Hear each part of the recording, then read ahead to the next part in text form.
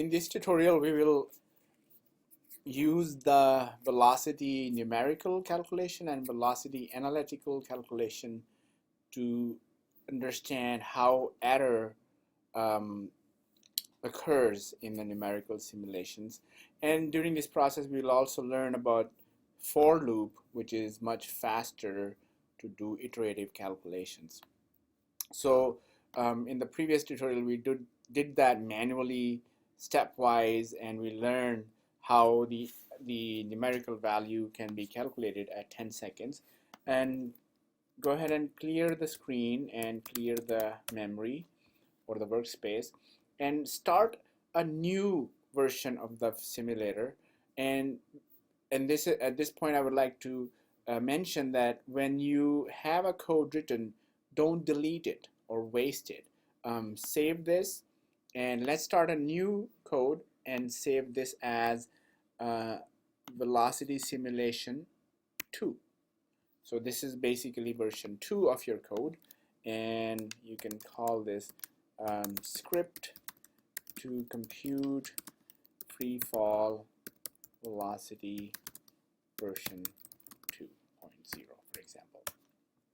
So before we do the simulation, I want to teach you about the for loop, and it basically starts with a for keyword and ends with an end keyword, and we are asking this little loop to do something repeatedly.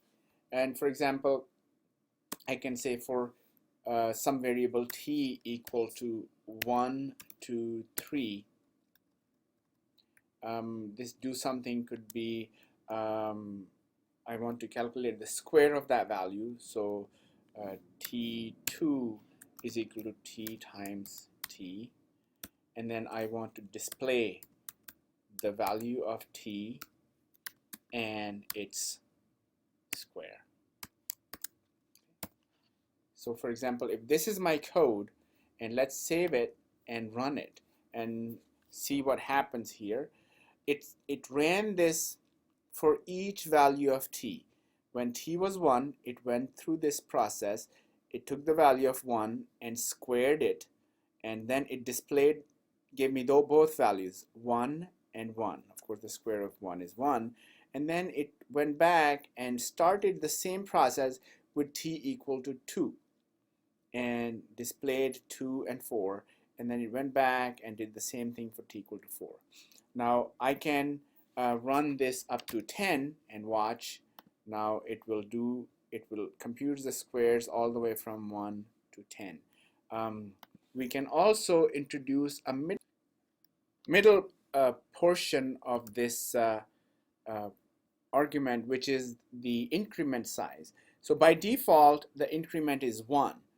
This is the default value. If you skip it, it automatically assumes it. So it starts with 1, then adds 1 to it, and then it gets 2, and then it takes 2 and adds 1 to it again, and gets 3, so on and so forth. And we could say that our increment size is 3. And when you run this, you will see now it started with 1, and then it added 3 to it to get 4, and then it added 3 to 4 to get 7, and it added 3 to 7 to get 10. So you can basically run a process multiple times from a starting point to ending point with some increment or jump from one step to the next step. And then when the value of t reaches 10 or exceeds 10, the process automatically gets out of this loop, and the next commands that follow this loop are executed. But I'm going to select it and comment it. You can see there's a command here, % command. It will comment the whole block of this code, and above it I'm going to write a little note, example code to learn for loop. So now we will write a for loop to estimate the analytical and numerical velocity after every second, and then display it. So again, we need to point out what our initial condition is, that t0 is 0 and v0 is 0. This is our initial condition.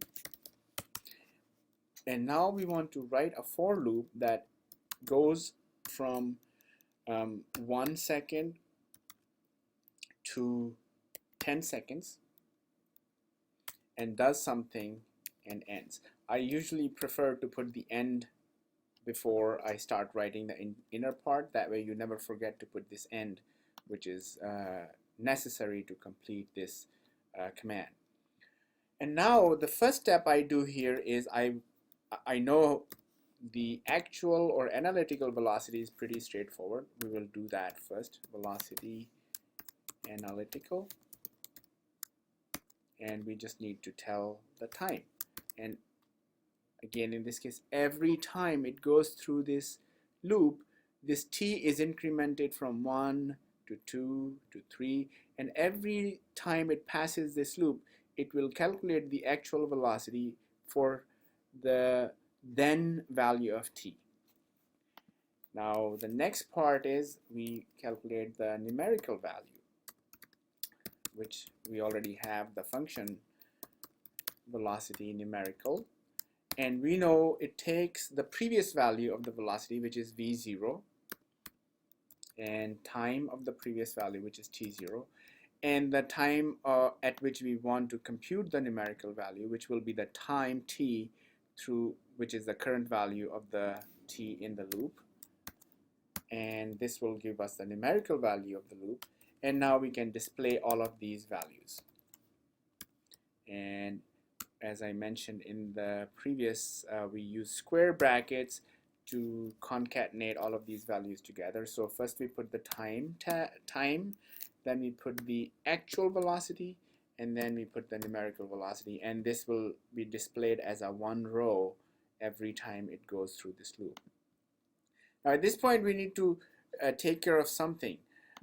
When it passes through this the first time, it will use the initial condition, but when it reaches here and it goes back to the second time step, we don't want it to be using these values as the initial condition, because now the current value of time, which is 1 second, and the value of velocity at that 1 second, that should be the new initial value for the next time step. So we need to update these two values with the current values that will be used in the next step. So save current values to be used in the next step.